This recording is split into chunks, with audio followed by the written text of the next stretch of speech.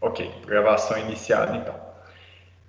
Só para quem não está assistindo, quem não estava assistindo, né, online, pessoal, o grupo de WhatsApp ele foi reativado, tá? Então o link está no chat da reunião. Caso algum colega que não esteja assistindo, compartilhe aí nos grupos. Quem quiser pode ficar à vontade de entrar lá no nosso grupo de WhatsApp, tá ok?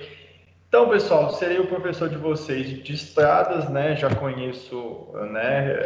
Acho que todos, né? Não conhecemos pessoalmente, mas a gente já, né, já trabalhamos juntos aí semestre passado e espero aí fazer o máximo possível para que o aprendizado remoto continue aí dando alguns frutos, né, algumas informações.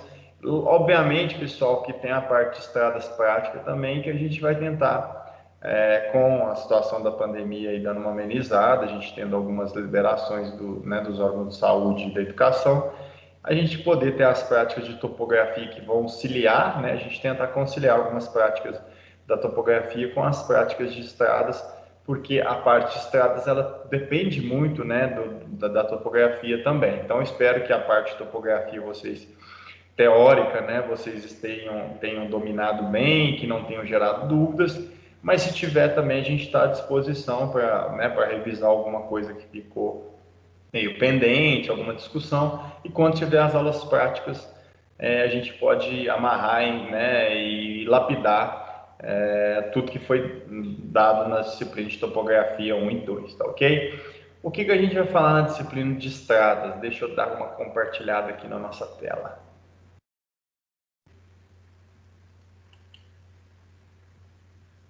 Então, né, vocês já me conhecem, né, a nossa disciplina de estradas.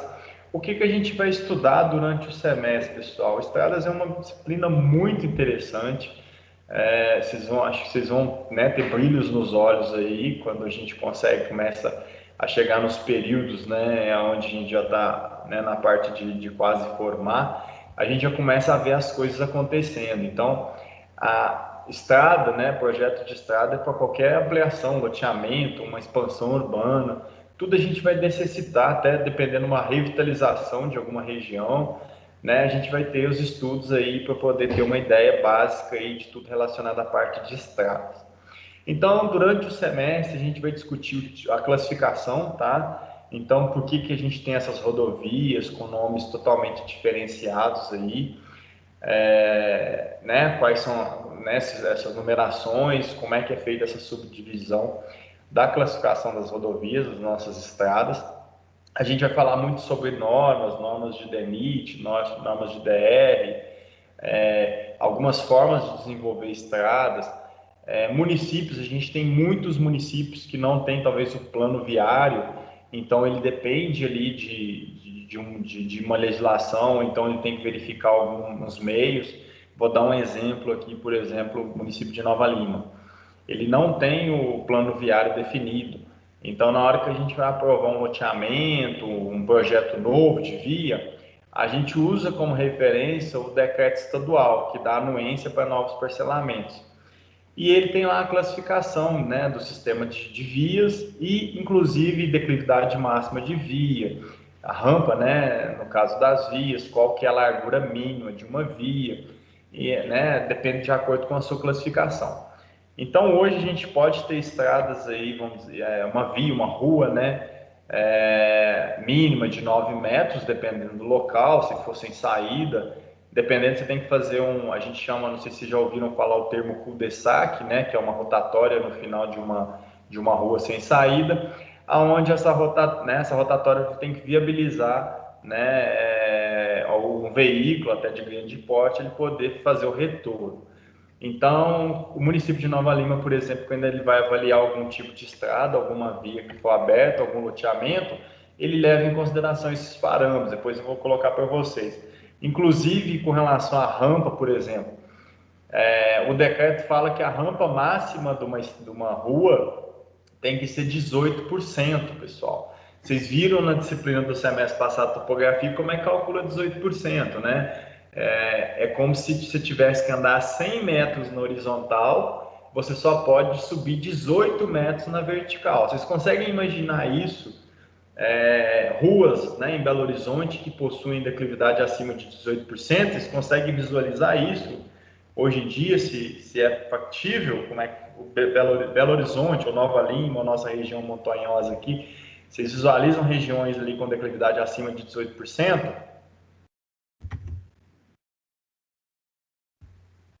Qual que é?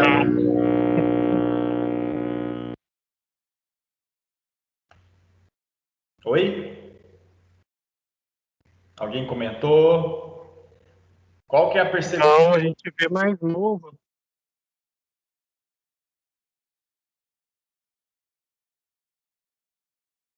O Douglas falou que a rua da casa dele tem mais de 18% de declividade. Interessante. A rua da minha casa tem uns 40% de declividade, eu calculei. Só que é um loteamento criado em 76, antes das legislações, né, relacionadas à parte de parcelamento do solo. E dependendo da viabilidade. Eu falei 18%, pessoal, para pavimento simples. Ela deixa até 30%, tá? Mas aí o pavimento tem que ser aderente, né? Tem todo tipo de pavimento que tem que ser estudado. Então a gente possui essa dificuldade, locais onde foram feitos de forma ou loteamentos antigos ou de forma irregular, na maioria das vezes eles não vão atender esses parâmetros, né? Então as declividades das ruas, mesmo elas sendo convencionadas no decreto para parcelamento do solo, a gente verifica que em alguns casos, né, a gente tem muito mais do que essa porcentagem definida. Por exemplo, a largura mínima de uma rua estabelecida no decreto é de 9 metros. Pra vocês terem ideia, eu moro numa rua que tem declividade de 40% e tem 5 a 7 metros de largura, porque tem uma variação. Então, ela não atende, né, os parâmetros, os novos parâmetros. Então, a gente tem essa situação de declividade relacionada né, a maioria das nossas estradas, né, a maioria foi feita sem projeto, né, ela foi feita né, simplesmente pavimentar uma estrada vicinal, uma estrada de terra que tinha ali, essas MGs, essas estradas que ligam mais localidades na maioria das vezes. Eu não sei se vocês já passaram pela estrada, uma estrada, um exemplo bom é essa estrada de Macacos, né, que liga a região de Macacos ali. Aquilo ali não teve um projeto geométrico de estradas, foi feito apenas, já tinha ali uma estrada passando, né, então foi feita uma adaptação. Então a gente tem, inclusive, eu lembro do meu professor de estradas na época falando, o ideal é que se você tivesse uma curva para a direita, depois você teria que ter uma reta de 50 metros para depois você ter uma curva para a sua esquerda, para que o motorista ele tenha um conforto e ele não possa ter algum tipo, né, de mudança brusca e poder causar um acidente. Só que no dia a dia a gente percebe que a gente passa por essa situação sempre, né? A gente anda em S aí quase direto para fazer as nossas estradas. Então a gente tem a questão cultural, questão temporal também né, da evolução das nossas rodovias. E de vez em quando que a gente pega realmente uma rodovia que teve um planejamento melhor, né? A gente pega aí uma Fernão Dias ou uma 040 em alguns trechos, onde realmente a gente percebe que teve realmente um projeto que levou em consideração a inclinação da via. Aqui mesmo em Nova Lima tem uma rua, uma saída aqui, a gente fala que a gente tem a curva assíntota, né? Tem as curvas, elas têm que te segurar na hora que você está fazendo ela.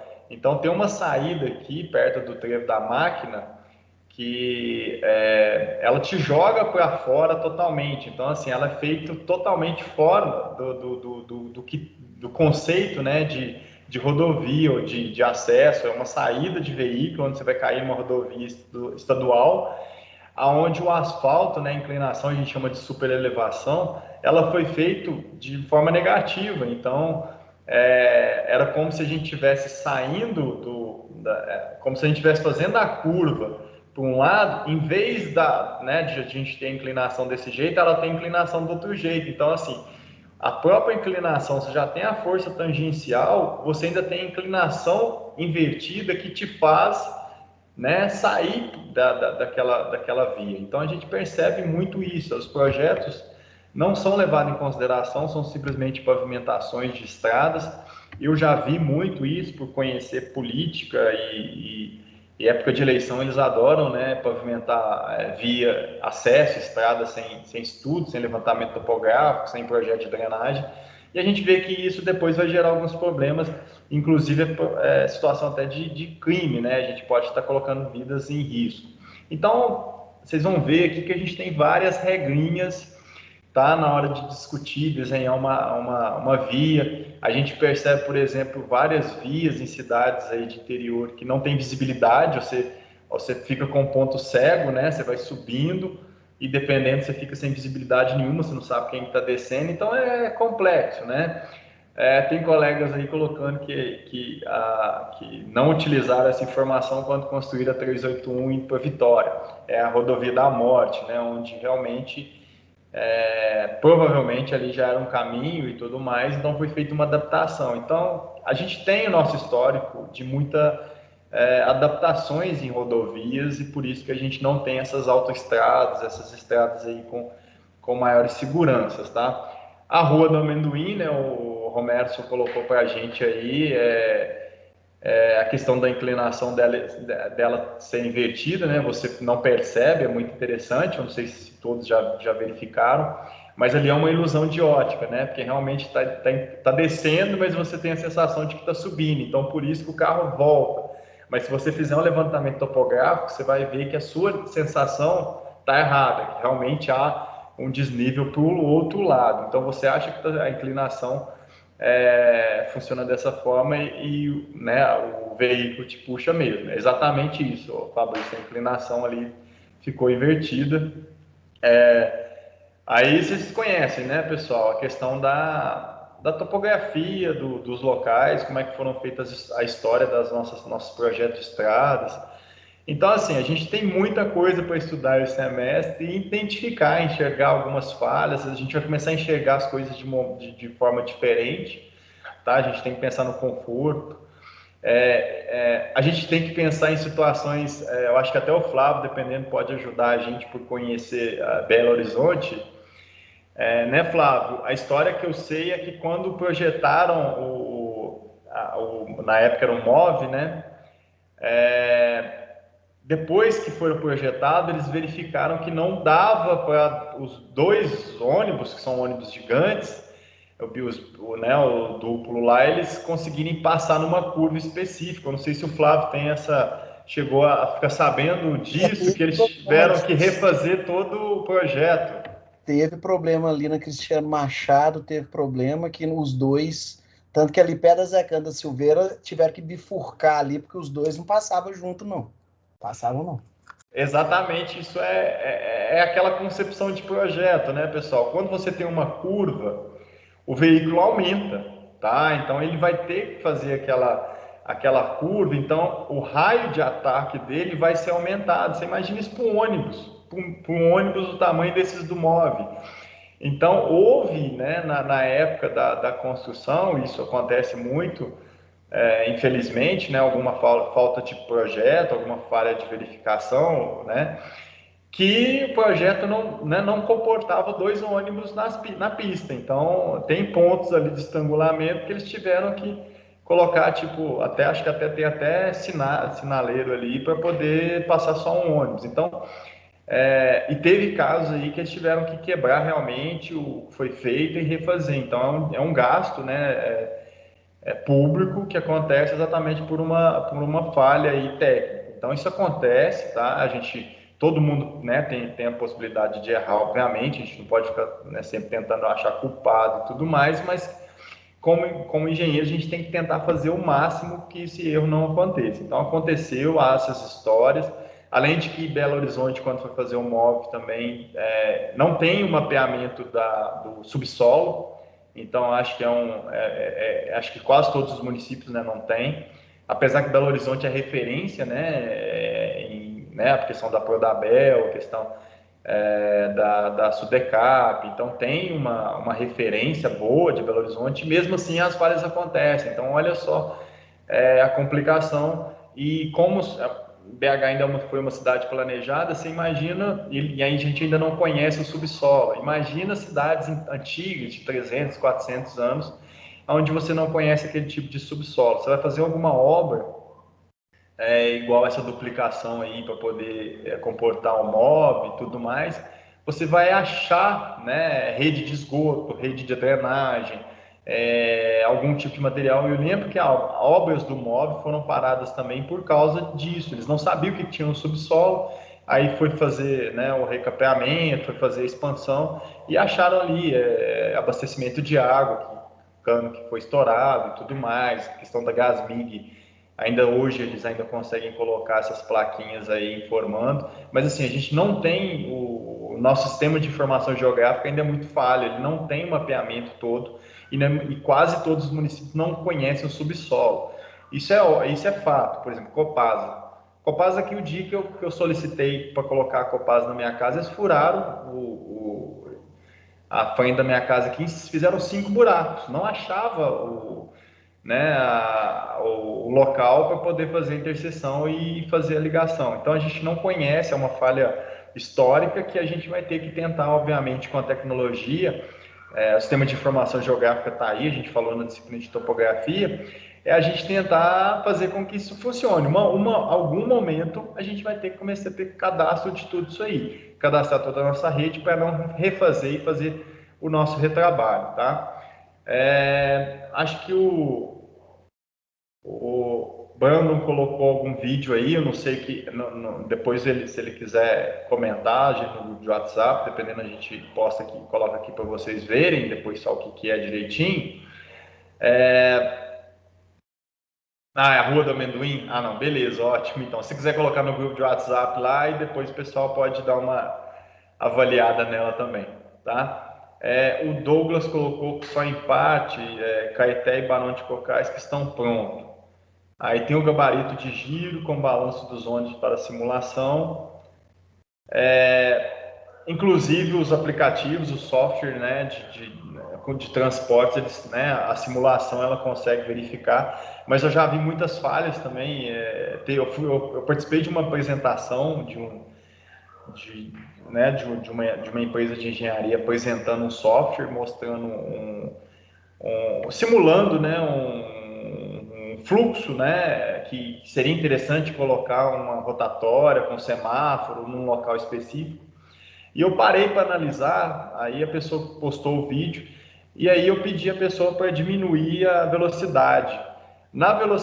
Quando ela diminuiu a velocidade dessa simulação, eu percebi que tinha 2 carros batendo, entrando um dentro do outro, na própria simulação de uma apresentação. Eu falei, então, tipo assim, você simulou o sistema, mas você simulou alguma coisa de forma errada, equivocada.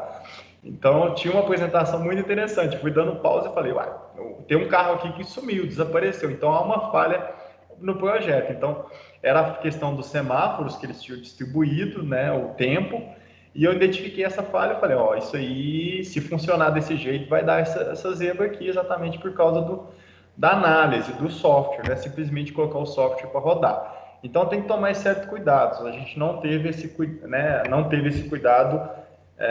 Em grande parte das vezes as obras que são executadas, elas não têm alguns certos cuidados, ou então algumas são feitas a toque de caixa, e eu já vi muita estrada aí que realmente a gente não consegue fazer a curva exatamente, a super elevação, super largura que a gente fala, né? A super largura nas curvas, você aumentar realmente a largura da pista, né? Para que o ônibus, o caminhão consiga fazer, né, e não ocupe a faixa do lado, né, não invada a faixa do lado, exatamente por causa da situação. Então, é a questão de sinalização, questão de largura, questão de declividade, questão de visibilidade, que a gente vai ver durante o semestre.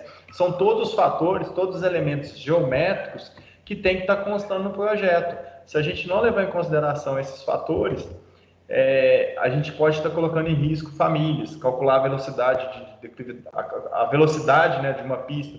Se a velocidade da pista fala que a velocidade máxima ali é 60 por hora, aquilo ali foi calculado pela segurança, tá? Então, aquilo ali foi verificado, que se passar muito além daquela aceleração, o carro não vai ter uma estabilidade que em uma determinada curva você pode correr um risco aí de morte nessa situação. Então, são diversas situações que a gente vai ver durante o semestre, a gente vai discutir, a gente vai dar risada em alguns tipos de conceitos que a gente vai ver que realmente no papel, e a gente viu que alguns casos foram feitos completamente sem projeto, eu verifico isso.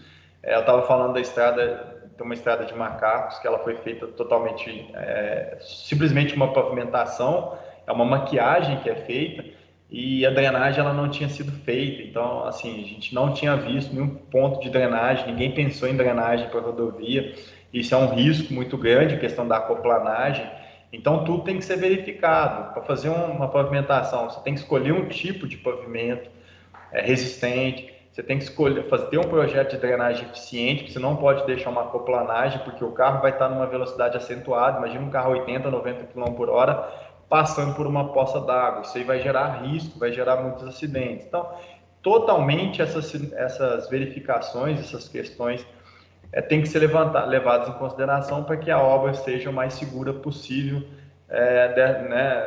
na medida do possível.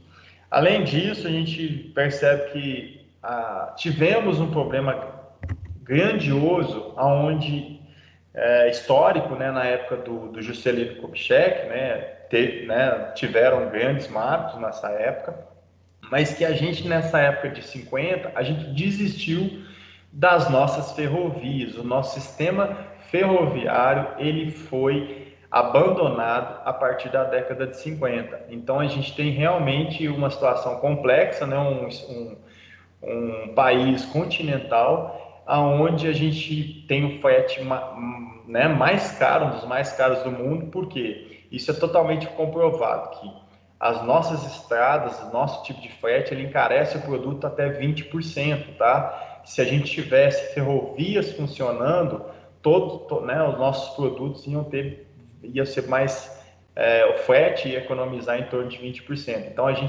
hoje a gente tem muito poucas rodovias pelo tamanho no nosso país, e a gente ainda tem a situação de invasão de áreas de rodovia. Por que eu estou falando isso? A gente tem linha férrea ligando Rio Acima, Raposo, Nova Lima, que vai sair lá em Contagem. Se a gente for verificar tudo a área da União, elas estão invadidas com residências, com construções, foram deterioradas durante o tempo.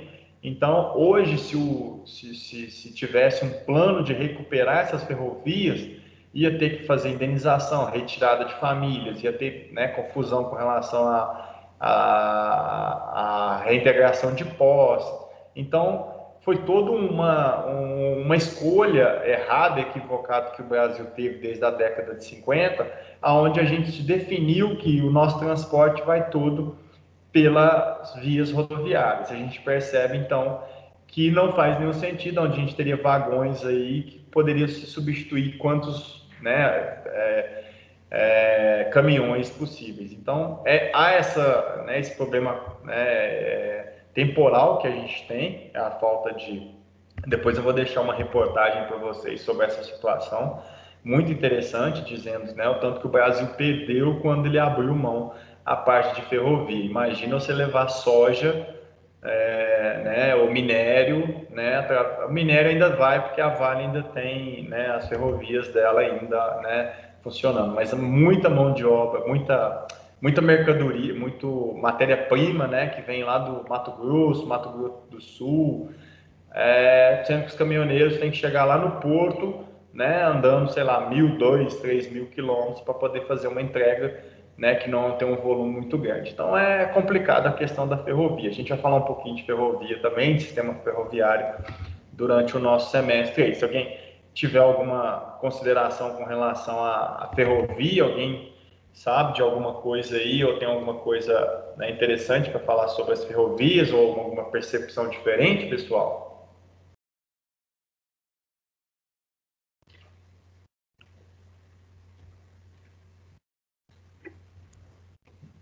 Ô, professora, só acrescentando, o Brasil tem um país com uma dimensão continental dessa. Não tem, lá na década de 50, bem como o senhor falou, que para atrair a indústria automobilística para cá, as grandes indústrias automobilísticas da época, ter optado pelo transporte rodoviário. Porque a gente tem um país desse tamanho e não tem ferrovia. Você vê outros países aí que é todo ligado por trem, a gente não precisa nem comparar país de primeiro mundo, não vão lá para Estados Unidos, Europa, tá tudo interligada, não. Vão para outros países, até parecido com o nosso.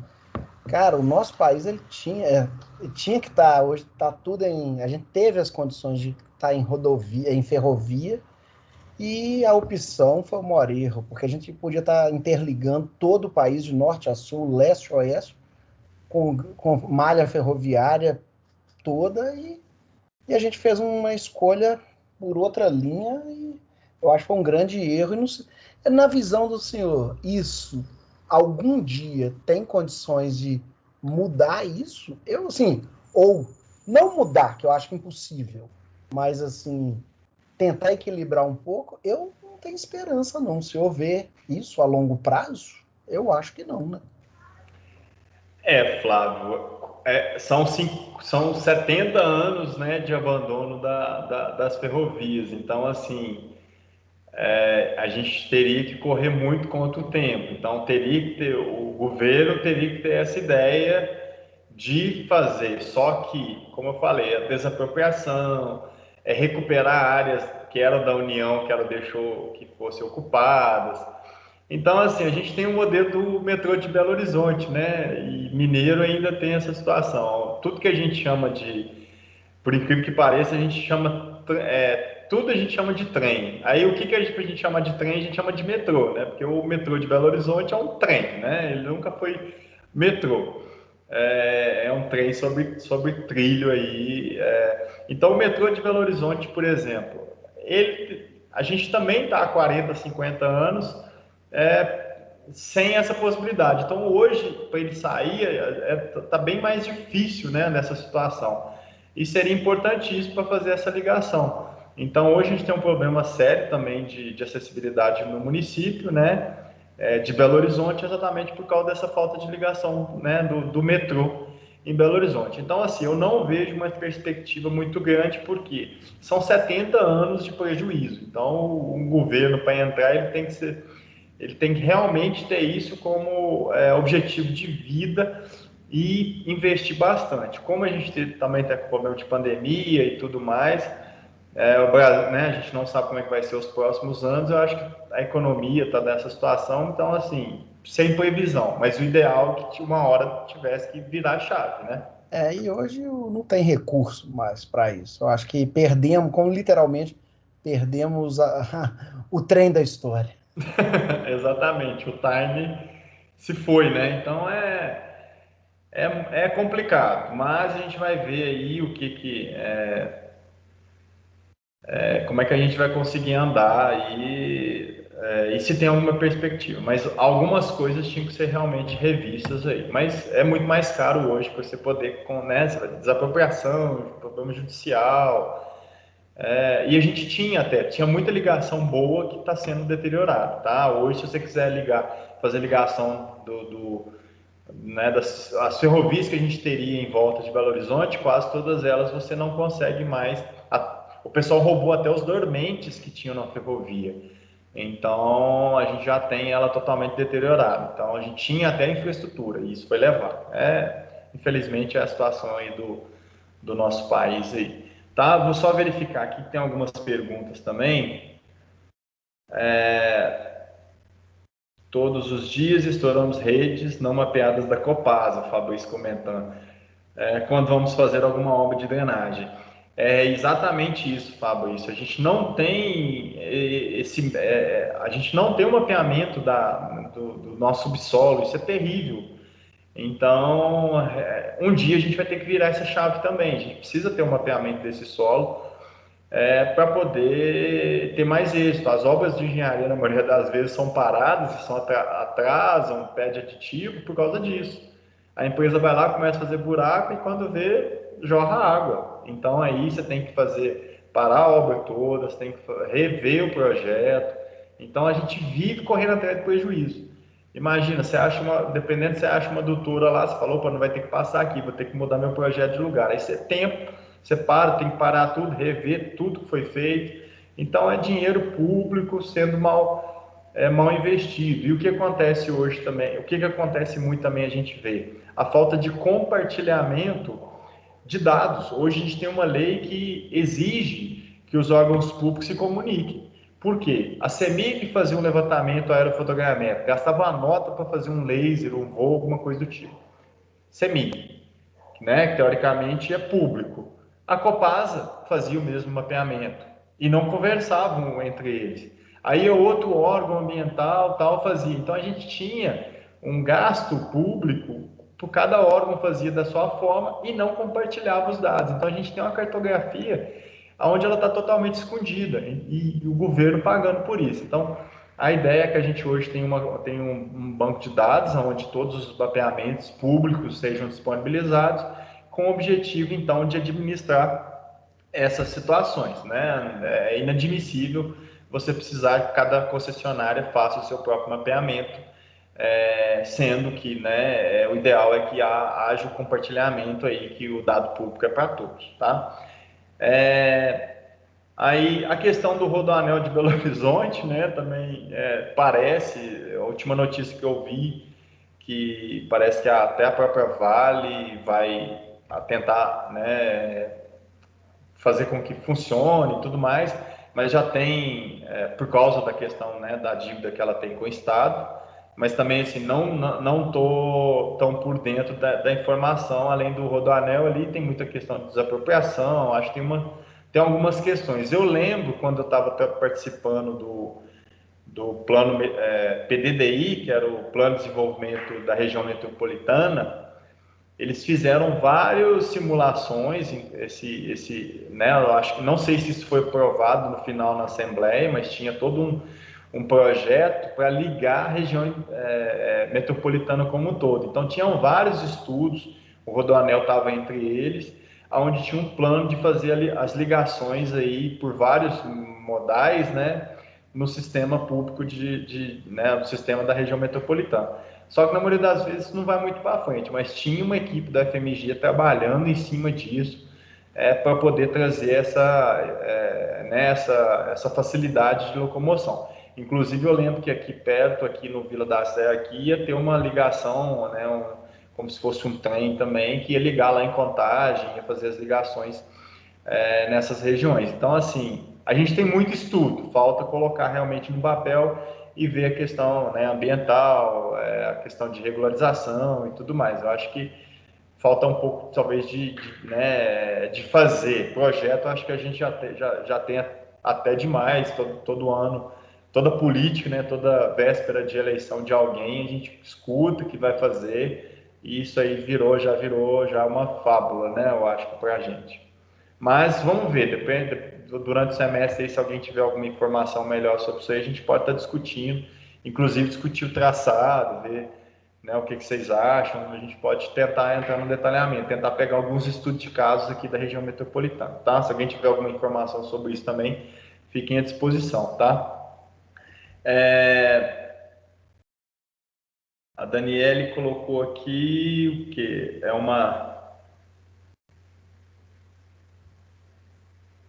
A Daniele, esse aqui é um mapa? O que você colocou aqui que eu não consegui entender? Ainda vai chegar aqui no Barreiro.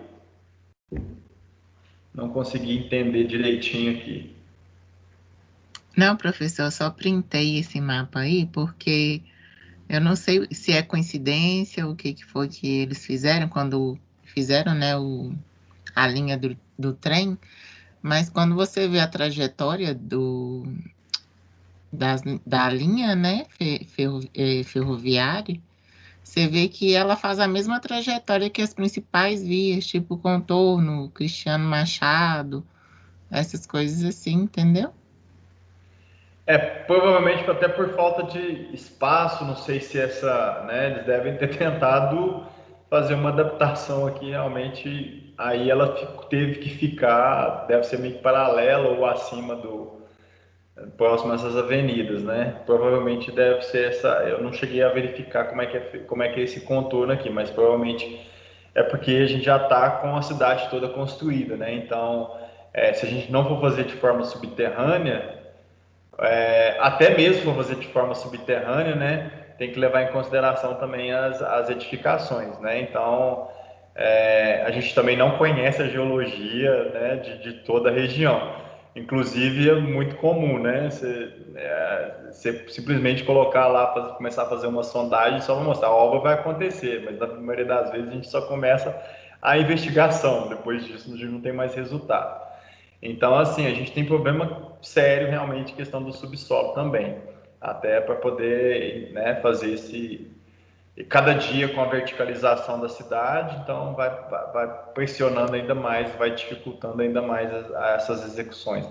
Então, existem estudiosos que falam que em tantos anos a cidade de Belo Horizonte vai parar. Então, isso pode ocorrer. Eu estou aqui em Nova Lima e eu sei que daqui uns 2, 3 anos eu não vou conseguir passar na trincheira do Vila da Serra. Isso é fato, porque a gente está verticalizando essa parte toda aqui. Então, como é que eu vou... Se todo mundo quiser sair de casa, como é que a gente vai passar na única saída que tem da cidade? Então, são questões, são escolhas políticas relacionadas à parte de acessibilidade dos municípios, tá? Aí o Douglas falou que já para quando chove. E também 5 horas da tarde, tá? O Douglas, 5, 6 horas da tarde, né? Normalmente está tudo parado ali por causa do BH Shopping, né? Eles fizeram uma solução, né? Não sei se chegaram a ver aquela solução que tem ali. Ali tem uma solução, eles fizeram ali um X, ali uma saída, né? Uma trincheira para a pessoa passar por baixo do BH Shopping, mas também não resolveu paliativamente. Durou 6 meses a intervenção que eles fizeram por baixo, né? Porque o projeto inicial ali era gastar alguns milhões, ali estava até no PAC, aquele PAC 3, se não me engano, mas não saiu do papel. Era fazer um mega sistema ali, onde que a pessoa não precisaria passar no BH Shopping para ir para o Rio de Janeiro.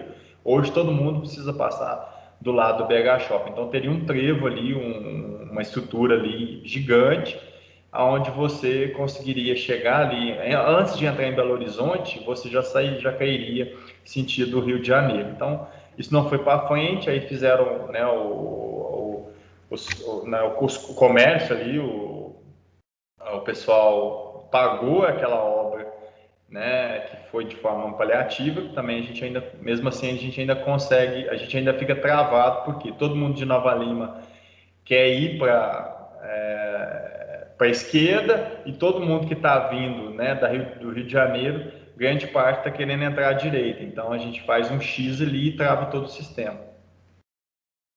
A trincheira atrapalha quem quer sair da BR e quem quer entrar no horário de pico. Então trava tudo, e além disso a gente tem no nosso país uma falta de cultura, né? De bom senso, né? O engraçadinho quer andar na pista da esquerda e quer furar a fila lá no final. Então ele trava todo mundo que está passando no momento. Então é uma série de fatores, né? A gente tem os motoristas malandros e a gente tem as obras de engenharia que elas têm que se atualizando. Eu acho que é isso e não é barato, tá? Então, dando sequência aí à nossa discussão, né, pessoal? A gente então vai falar durante o semestre aí todos esses estudos de implantação, então a gente vai ver todos os elementos geométricos de uma estrada bacaninha. A gente vai ver os traçados e análise das características de tráfego, né? Ver um pouquinho. Se não me engano, vocês podem me informar aí, vocês tiveram a disciplina de transporte e trânsito ou não? Vocês tiveram uma disciplina para trás, alguma coisa relacionada à parte de trânsito ou não? Ainda não. Não, professor. Não, beleza. Bom saber, porque a gente vai entrar um pouquinho em detalhe com relação às características de tráfego. Então, eu posso começar do zero, então. A gente vai ver, então, os elementos geométricos dessas estradas. A gente vai ver superelevação e superlargura. Eu já cheguei a iniciar com vocês isso aqui, que a superelevação é aquela inclinação, uma inclinação que a gente coloca exatamente para melhorar a estabilidade, o atrito, e a superlargura para melhorar na curva, né, a possibilidade ali de ninguém invadir outra pista, outra faixa.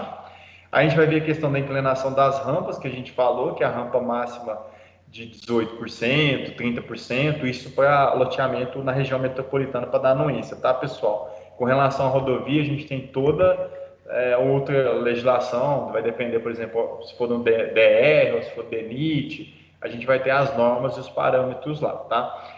A gente vai ter a questão de terraplanagem, na disciplina de topografia 2 a gente brincou um pouquinho de terraplanagem, de entender o perfil, de calcular um volume, então isso vai ser interessante aqui agora também, para uma estrada, bota fora, cálculo de volume e tudo mais. A gente vai ver um pouquinho, né, de pavimentação e a gente vai ver um pouquinho de drenagem, tá? Lembrando, pessoal, que a disciplina de estradas ela é muito complexa, então vocês vão ver né, de forma genérica, muita informação, mas que assim, para o cara ficar especialista e verificar todas as questões, envolvem outras disciplinas também, tá?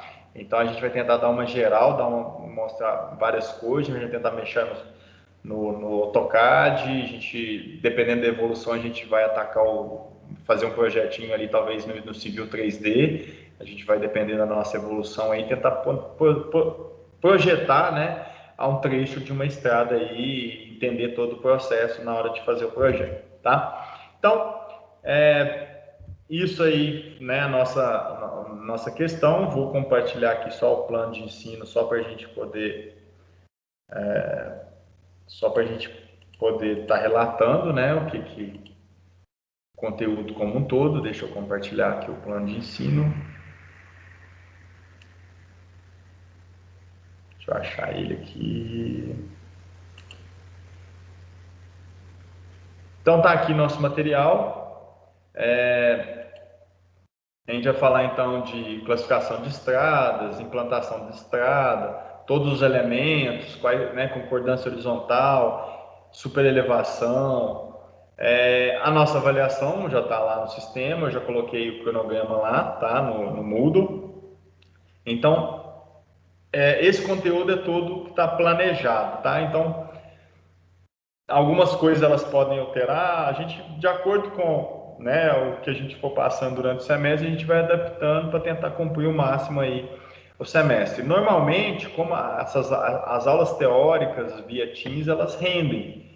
Então, eu creio que a gente consegue ver o conteúdo todo, inclusive, dependendo, a gente consegue evoluir um pouquinho mais para uma parte de projeto, de desenho e tudo mais. Então, a gente vai tentar seguindo aí, igual a gente fez no semestre passado, que a gente conseguiu, no semestre passado, falar de tudo. A gente, né, mesmo sendo uma disciplina compacta do semestre passado, a gente conseguiu falar de tudo, ficou faltando só a parte de prática para a gente poder desenvolver. Então, a gente vai, né, são todos as datas das provas, está tudo lançado ali. Aí tem alguns livros, algumas referências que eu coloquei, tá? Alguns livros interessantes aí. Esses dias mesmo, até eu comprei um livro aqui, deixa eu ver aqui, depois eu posso colocar para vocês. Eu comprei mais, a gente sempre, né, vai comprando livros e tal. Um livro interessante aqui que eu comprei, que esses dias, inclusive, dependendo, vocês podem olhar esse livro aqui. Deixa eu ver aqui como é que vocês ficariam. Acho que está invertido, né? Não deve ficar bom, não. Depois eu mando para vocês. Que é o livro do Pimenta, tá? Onde ele fala sobre rodovia. Ele é um livro bem técnico, depois eu coloco para vocês, onde ele realmente coloca as fórmulas, a maneira de calcular. Ele é bem... ele é bem avançado, tá? Essa parte de projeto ela é interessante aí. Ele tem cálculo, traz exercícios e mostra muita coisa da área de projeto. Então, eu aconselho sempre a gente estar comprando livros, tá? A gente, né, sempre que vocês puderem, pessoal, como engenheiros, ter livro de várias áreas, dar uma lida de vez em quando. Eu acho que é bastante interessante aí você montar sua biblioteca, ter, né, acho que conhecimento ele nunca é suficiente. A gente tem que sempre estar estudando, fazendo, lendo. Na parte de engenharia, né, ela vai se atualizando também, ok? Então o material é esse. Igual, normalmente eu vou, eu coloco alguns livros de referência, mas eu sempre tento deixar o material mais mastigado. Eu coloco as apresentações, eu coloco alguns artigos para fazer leitura.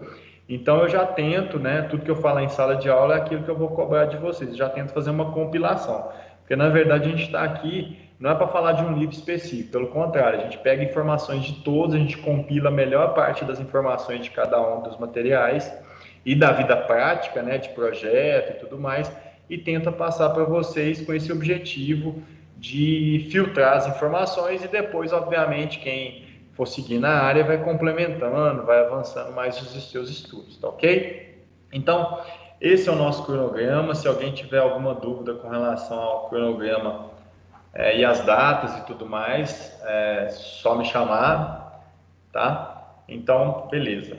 Deixa eu fechar aqui o compartilhamento. Então, tá.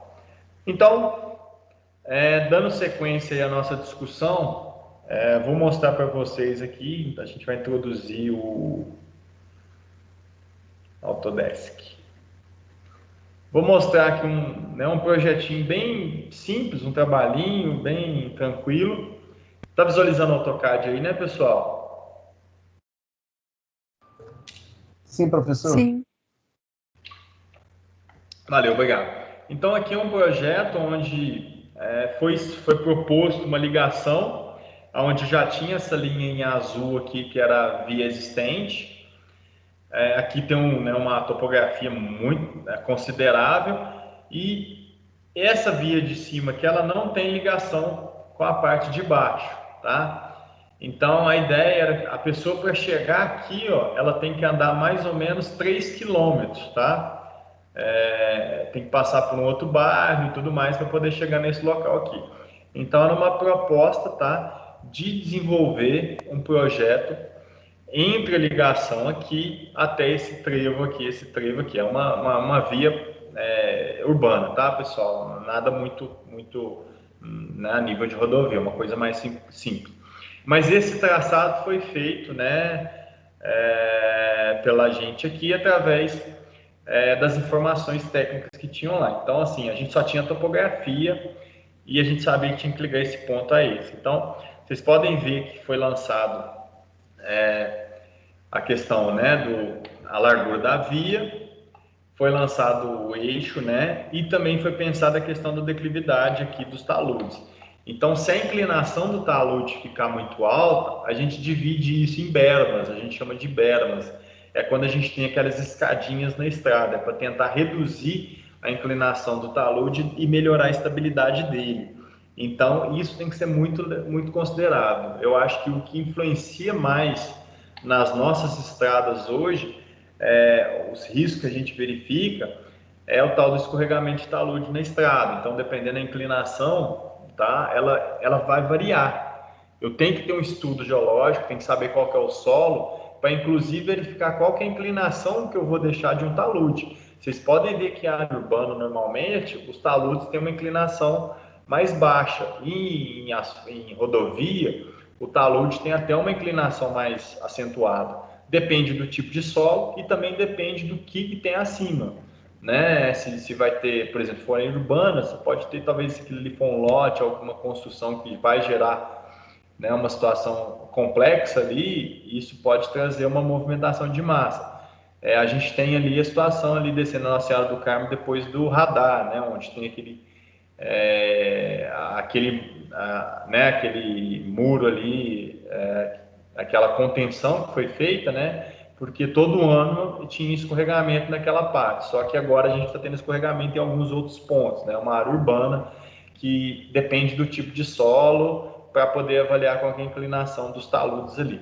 Então, aqui foi feito então esse esboço de projeto, então tem que levar em consideração as curvas de nível na hora de executar. Então, vocês vão ver que aqui eu vou ter que... A primeira coisa, né, como que eu faria... Como é uma situação mais simplificada, eu nem precisaria de um sistema de informação geográfica, tá? Mas no caso de fazer uma estrada, uma coisa grande, pessoal, eu preciso de um mapeamento para poder fazer uma sobreposição, um estudo. Por quê? Quero ligar uma cidade A até uma cidade B. Qual que é a primeira coisa que eu tenho que fazer? Um estudo preliminar, eu preciso ter o conceito. Qual que é o conceito?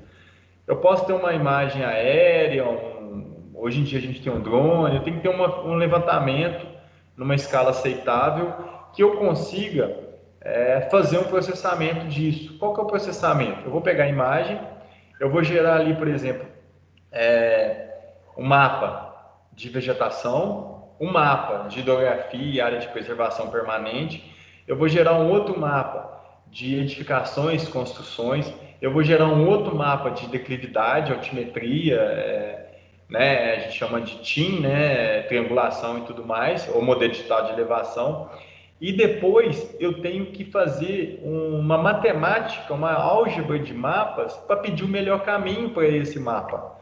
Então o SIG que a gente viu semestre passado, ele é importantíssimo para a definição do conceito de uma estrada, porque eu vou informar para ele, software, eu preciso da melhor topografia, eu preciso tentar sair da Mata Atlântica, por exemplo, tem uma vegetação densa, eu preciso sair da Mata Atlântica, então eu tenho que achar os caminhos onde não tem mata, eu tenho que achar o caminho onde a declividade seja melhor, eu tenho que achar o caminho onde não passe por uma área de preservação permanente, um rio, um curso d'água, eu tenho que passar por um local onde eu não tenho uma residência, por exemplo, que eu vou ter que desapropriar, vou ter que ter justiça e tudo mais. Então, com isso, o software ele vai me dar um mapa com mancha de possibilidades. Então, onde tiver mais verdinho, são os melhores caminhos, melhores rotas.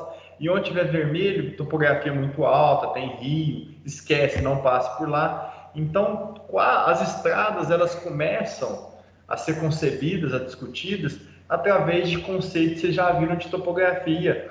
Por quê? Eu preciso fazer uma análise baseada, né, em pesos de elementos, o peso dos elementos. Por exemplo, a topografia tem um peso maior, então eu vou fazer uma matemática, uma álgebra, onde eu dou um peso para a topografia é a que mais vale aqui, mas eu tenho que levar em consideração a drenagem, o rio, eu tenho que levar em consideração a mata, eu tenho que levar em consideração as casas, eu tenho que levar em consideração a geologia. Então, para a definição de uma estrada, eu preciso de uma série de informações, eu preciso de uma análise preliminar, umas investigações que me dão um direcionamento. Depois que essa mancha verde eu consigo ver o melhor caminho, aí sim que eu vou fazer o projeto exatamente, vou colocar realmente as larguras das pistas, vou verificar a questão dos taludes e tudo mais. Então, na concepção de uma estrada grande, de grande porte, eu tenho que levar o sistema de informação geográfica como referência, tá, pessoal? Compreender a necessidade de ter um sistema de informação geográfico, um mapeamento, né, para poder identificar e gerar a melhor situação. Isso funciona se a gente escolhe isso, por exemplo, é a mesma coisa que a gente pede, por exemplo, a gente vai pedir um delivery ou um Uber. É a rota, ele vai te dar o melhor caminho. Para executar uma estrada, eu também preciso pedir o melhor caminho. Dependendo do melhor caminho, não é o mais próximo, né? Não é a menor distância. E dependendo, é a questão de eu vou andar um pouco mais, mas a declividade vai ser melhor, eu vou ter um conforto maior, uma segurança maior e por aí vai. Então, na hora de fazer um projeto de estrada, eu tenho que pensar em tudo isso aí para poder ter o conceito. Feito o conceito, eu vou partir para o projeto, ok? Nesse caso aqui nem era necessário porque era só uma ligação mais, né, era só um trecho pequeno. Então, com isso, né, você vai fazer, né, esse projeto aqui. Isso aqui já é uma coisa que a gente normalmente trabalha em estradas, em estaqueamento de 20 metros. Então, essas estacas, né, na hora de fazer a demarcação, você vai colocar de 20 metros e dando o offset, né, o offset seria a largura para um lado e para o outro, de acordo com o tamanho da estrada. Então, você define esses offsets e definindo a questão das estacas. Então, estaqueamento de estrada normalmente está lá. Se você for ver as estaquinhas lá, vai estar assim, 20 mais 5. Significa que eu estou 20 vezes 20 mais 5 metros. Então, a estaca vai me informar realmente a cada 20 metros eu tenho um número, né? O número 1, número 2, número 3. Estou na estaca 4. Significa que é 4 vezes 20, eu estou 80 metros do meu ponto inicial. Então, estaqueamento normalmente é trabalhado com 20 metros aí. Então, aqui eu estou vendo, por exemplo, as estacas, ó. Então, tá aqui, ó. Começou aqui, ó. Aí eu tenho estaca 1, eu tenho estaca 3, 4, significa que cada uma aqui são 20 metros. E depois eu tenho um offset na hora de fazer a alocação disso. Como aqui a declividade já ficou mais acentuada, eu vou ter que fazer algum taludamento aqui. tanto aqui como aqui, por causa da inclinação da declividade do meu terreno. Então, aqui seria um modelo básico, uma ideia geral, inicial da minha estrada. Depois eu preciso definir as minhas seções, quando eu fiz a geração, vamos gerar um melhor caminho ali. E aqui, ó, aliás, deixa eu mostrar a primeira detalhada. Aqui está, por exemplo, um modelo de um perfil de terreno, tá vendo? De uma estaca, onde eu tenho a cota do terreno e a cota do projeto. Então, aqui no caso, tentou se adaptar, onde eu tenho um volume de aterro aqui, um volume de corte aqui, e eu tenho toda a classificação, tá? Então, se for corte, eu posso fazer 1 para 1, dependendo do tipo de solo, que seria deixar aqui, né, o talude com, né, com uma inclinação aqui até maior. Se for aterro, como o aterro tem uma possibilidade de escorregamento maior, eu tenho que trabalhar com 2 para 3. Então, vai depender do tipo de solo, até para convencionar qual que é a inclinação dos meus taludes. Esse talude é diferente desse talude. Quando é talude de aterro, a inclinação dele tem que ser mais suave do que um talude de corte, por exemplo, que já está com o solo mais compactado, já é um solo originário ali, tá ok? Então, aqui mostra uma situação onde eu tenho a minha pista, né? Podem ver que aqui é o eixo da minha pista. Eu tenho 2% que são as inclinações, que a gente chama de superelevação, aonde eu não vou ter, por exemplo, questão de chuva, não vou ter esses problemas, eu vou ter uma maior segurança para os veículos também, tá? Eu vou ter a questão do acostamento com 5%, o acostamento normalmente tem uma inclinação até maior. Eu vou ter o meu sistema de drenagem aqui, e eu vou ter aqui no caso, aqui, por exemplo, pode ser uma pista de pedestre, alguma coisa do tipo, e depois eu tenho meu talude aqui. Então é um perfil modelo, padrão, vamos dizer assim, né? E com isso você calcula aqui volume de corte de aterro e joga isso tudo numa planilha lá para poder saber qual que vai ser a movimentação, quais são os números de caminhões que você vai necessitar.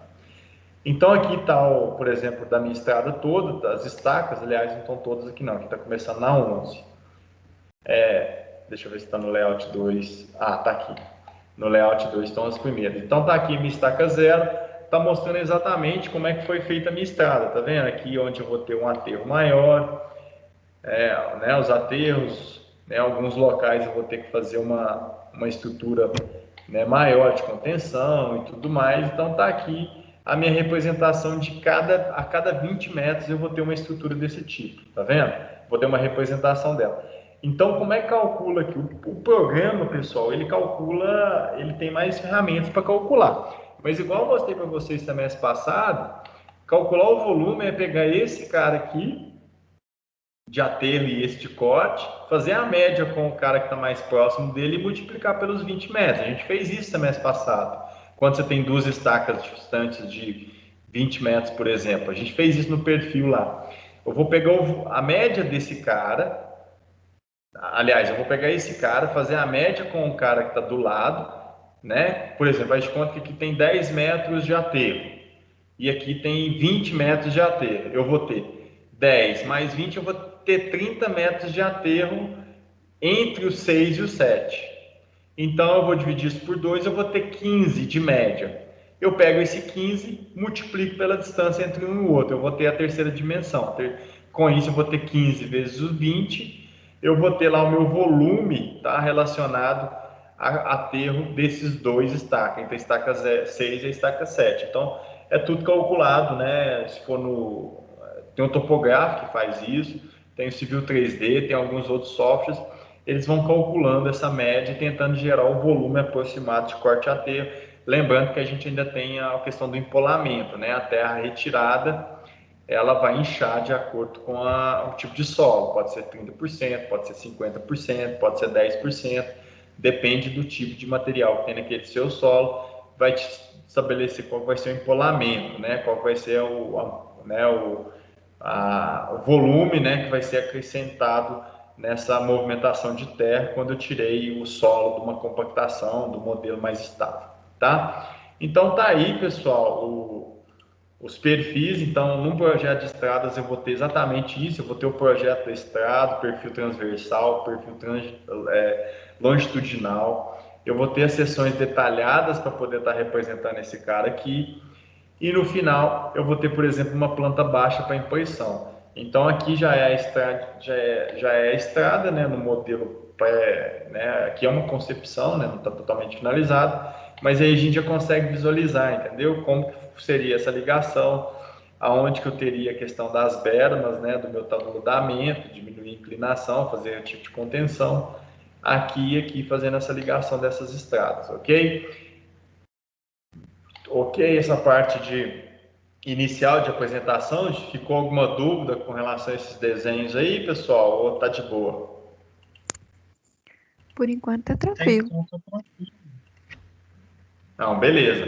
Então vocês podem ver que assim, a gente vai ter muita informação durante o semestre e o ideal, a nossa ideia é que no final do semestre vocês façam esse desenho aqui, tá? Não significa que seja esse projeto aqui, mas que vocês consigam desenvolver né, um eixo, um pedaço de estrada aí, e poder calcular todas as planilhas.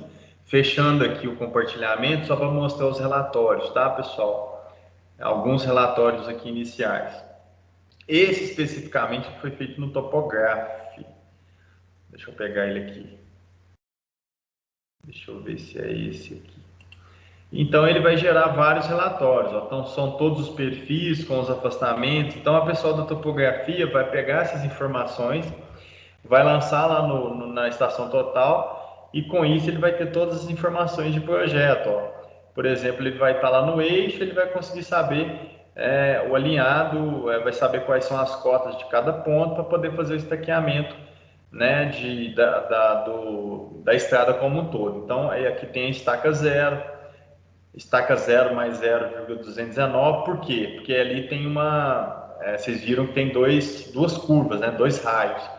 Então, quando é raio, você tem que subdividir ali, né? Tem que ter mais informação para poder fazer o lançamento, então, da curva. A gente vai discutir também essa parte de raio aí também. Então, aqui 0 mais 16, então por aí vai. Eu vou ter, para cada estaca, eu vou ter as informações de locação, de representação de projeto aí, tá? Isso aqui é só os perfis. Perfil, vamos passar para aí todos os perfis aqui lançados, com todas as informações de azimuth, todo lançado para colocar na estação total. Acabou esse perfil, deixa eu entrar na parte. Aí eu tenho todo o traçado horizontal, com todas as coordenadas, cotas, né, IPC seriam as curvas para poder fazer toda a demarcação, toda a locação. A gente teria o traçado vertical também, são vários relatórios que eles desenvolvem para a gente poder entender o horizontal e o vertical, como é que ficaria, para depois a gente ter o cálculo dos perfis, tá? Aqui então a fórmula de calcular, exatamente vocês fizeram isso no semestre passado, né, pessoal? Você vai ter área de corte, vai ter área de aterro.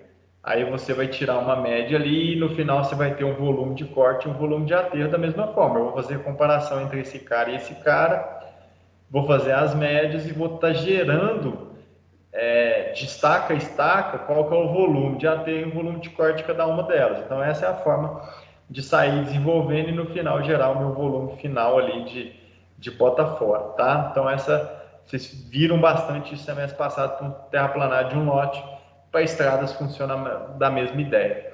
E aqui são as coordenadas dos offsets. Offsets são, a gente tem um eixo da estrada, seriam as duas laterais, né, da estrada. E aqui tem as coordenadas para poder fazer o lançamento. Então gera, né, pessoal, né, os grades, elevação e superlargura, gera várias informações para poder fazer toda a demarcação, toda a locação da minha obra, todas as cotas e tudo mais.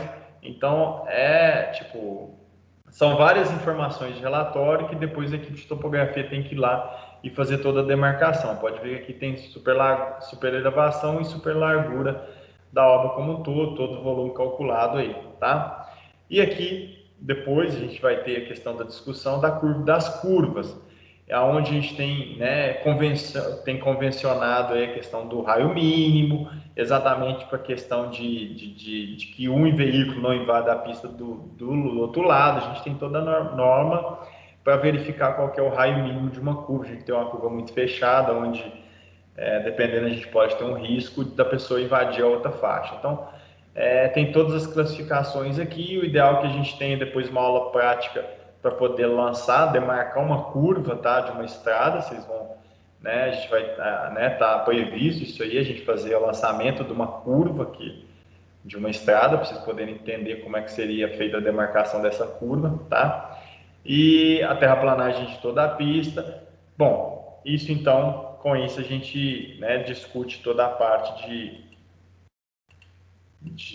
vamos dizer assim, básico, né, de projeto e relatórios, tá? Eu aproveitei aqui, deixa eu compartilhar aqui com vocês, 2 videozinhos bem curtinhos, só para mostrar um projeto, né, alguns projetos feitos. Deixa eu compartilhar aqui. 2 vídeos da internet. Tá aqui no WhatsApp, não, deixa eu pegar aqui. Tá compartilhado aí o meu Google Chrome, pessoal, aonde eu estou aqui mostrando uma estrada, uma animação do Civil 3D? Sim. Sim? Sim, professor. Eu vou ampliar ele aqui e qualquer coisa vocês me avisam se ele não continuou compartilhado. Eu acho que vai continuar. Continua, né?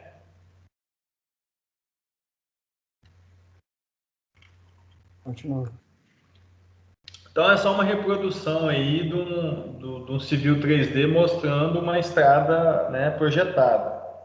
Então a gente consegue, olha só, né, a curva, consegue verificar que há uma inclinação na curva ali para poder dar uma melhorada na estabilidade do veículo. Dá para verificar aqui que tem uma super elevação aqui para um lado e para o outro. Então a gente programa isso aqui, né, de forma lá. Agora a gente vai verificar bem aqui, ó. A gente está fazendo a curva e há uma subida aqui, ó, como se fosse aquelas pistas ovais da Fórmula Indy, né, pessoal, para dar uma estabilidade nos veículos. Então isso aqui é fundamental, ter numa estrada. É aquele caso que eu falei em Nova Lima para vocês, onde eu tenho uma estrada, por exemplo, fazendo a curva lá no final, ó, vai ser um exemplo interessante. Eu saio do centro de Nova Lima, quando eu vou pegar a estrada MG30, eu vou fazer uma curva desse jeito, só que em vez da inclinação ela tá para cá, a inclinação está para lá. Então já tem a força, a gente chama tangencial ali, né, a força centrífuga. Além da força centrífuga, aqui a inclinação está para o outro lado. Então, além disso, ainda tem a inclinação da pista. Então, a chance de você passar direto ali é grande. Então, realmente, você sente o carro perdendo atrito quando você está passando por essa estrada. Então, coisas que a gente tem que, né, agora deixa eu mostrar aqui até uma apresentação do Civil 3D. Lembrando que vocês podem até baixar, a gente consegue licença educacional por 2 anos aí. Então, é uma ferramenta importantíssima aí para vocês, tá? Isso aqui é um gráfico que eles mostram para a venda do produto deles, né? Isso aqui é elaborado pela própria Autodesk. Mas vejam só o futuro, né? Utilizando a questão do BIM, né? Que é juntar todos os projetos aí, fazer uma ligação entre os projetos. Aqui está tudo que a gente estava discutindo hoje, tá vendo? Os projetos eles sendo feitos em 2D, desenvolvidos, e depois a gente consegue representar isso aí em 3 dimensões, consegue visualizar ele aí, né, através de programação aí do software. Então, funciona AutoCAD básico, né, e aonde a gente vai desenvolvendo o projeto e consegue estar gerando esses desenvolvimentos aí da nossa estrada. Então, olha só que interessante essa parte toda conceitual aí de projeto de estradas, e o Civil 3D ele tem uma vantagem. Você mudou uma coisa, ele muda tudo já, ele já faz toda a correção. Então, você não precisa ficar rodando o programa toda hora, basta você corrigir alguma coisa, ele já corrige por toda a rodovia novamente. Então, ele já faz essa interação, ele já é totalmente linkado. Mexeu em alguma coisa, você mexeu no projeto todo, tá? Então, tá aí o levantamento topográfico, as planilhas, ele gera toda a situação. Vamos ver ele fazendo o lançamento aí das estradas aí. Tá lá, mexeu em qualquer coisa, ele já faz a correção na hora ali. Qualquer movimentação que eu desenvolver, lá, mexi. Ele já recalcula volume, já recalcula volume de corte a terra, super elevação, já representa as pistas, ele já faz tudo de uma vez só. Então eu não preciso refazer o trabalho, ele já está lançado ali. Deixa eu ver se tem mais alguma coisa aqui, uma representação aqui.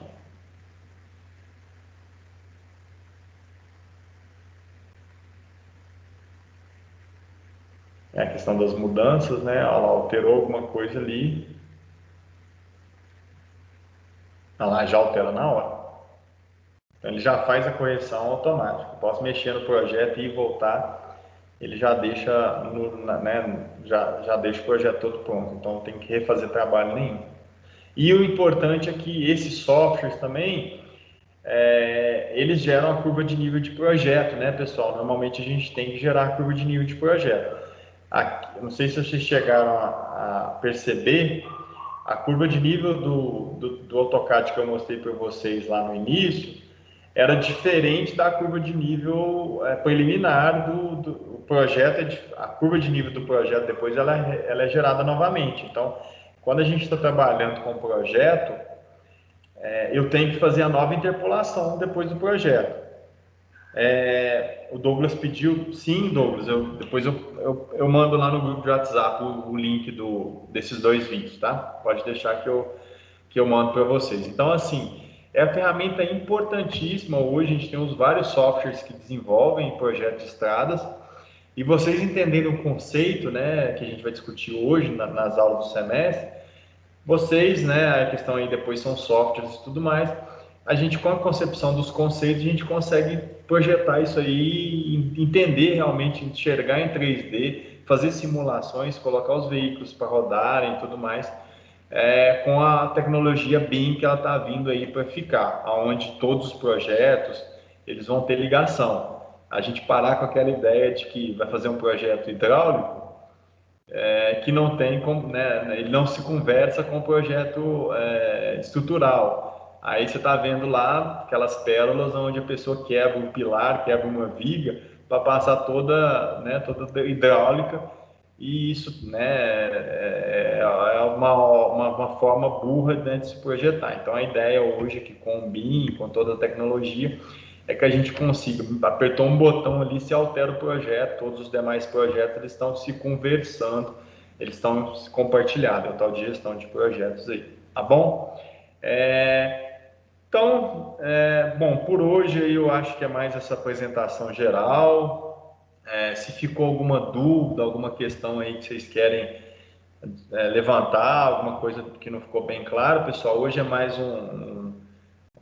uma venda do peixe, né? Tentando mostrar para vocês o que a gente vai ver durante o semestre como um todo. E depois, obviamente, vai ter as aulas mais enjoadas, que vai ser cálculo, aquelas continhas, mas vocês precisam pegar a teoria, a prática, para depois poder simplesmente mexer no software lá. A gente tem que entender, tem que ter essa dificuldade de poder enxergar ali a questão dos conceitos matemáticos, cálculos, planilhas, para poder, obviamente, depois que estiver utilizando o software, vocês sabem como que o software desenvolve. É aquilo que eu fiz para vocês igual na triangulação, na topografia lá, né?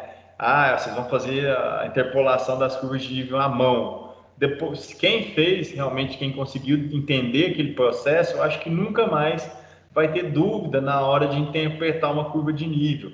Se a pessoa fez ali a interpolação, fez a triangulação, gerou as curvas de nível, ela entendeu como é que funciona no campo, como é que a pessoa faz estudo, como é que gera as curvas de nível.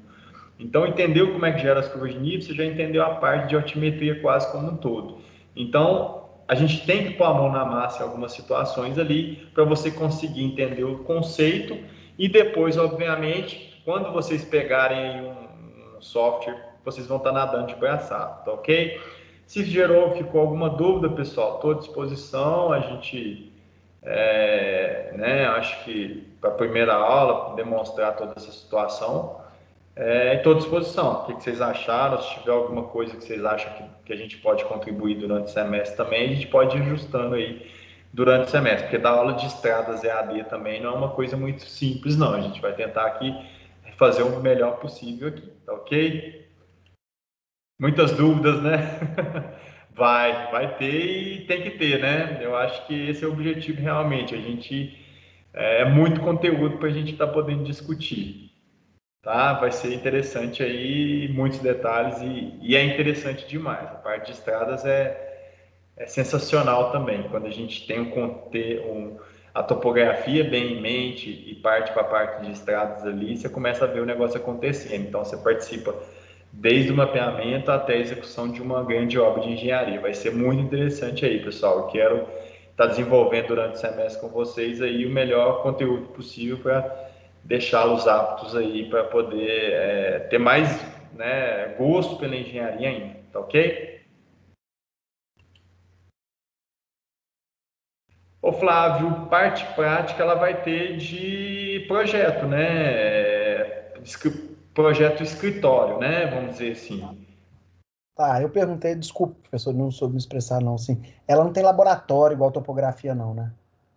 Ela tem, a minha ideia era ter pelo menos uma ou duas práticas com estação total, que seria fazer locação de curva, né? E tudo mais. Tá? Então é previsto sim. Inclusive, quando eu fiz estradas há um tempo atrás, a gente achava o máximo. A gente fez uma locação de uma estrada na época lá e era assim, até então a gente não tinha, a gente só fazia o levantamento topográfico e a gente foi fazer a locação da estrada, entender como funciona.